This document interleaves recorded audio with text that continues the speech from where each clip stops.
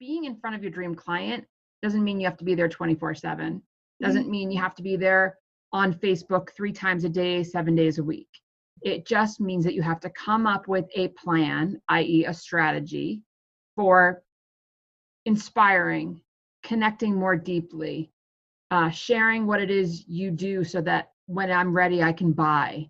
Tell me about you. Like if you have those elements, those pillars of the content that you want to share with your dream client, that's the strategy. And then you can implement it and be consistent so that when I, your dream client, am looking for you or your service, you're there. So it's about being there when your people need you, not you being there all the time in hopes of them watching all day, right?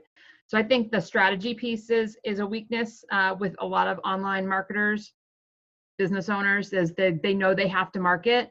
And so they're shooting from the hip all the time, which is exhausting. And that's where the weight comes from, right?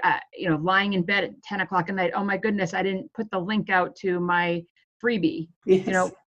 We don't want anyone going to bed thinking about, oh my goodness, I didn't market today.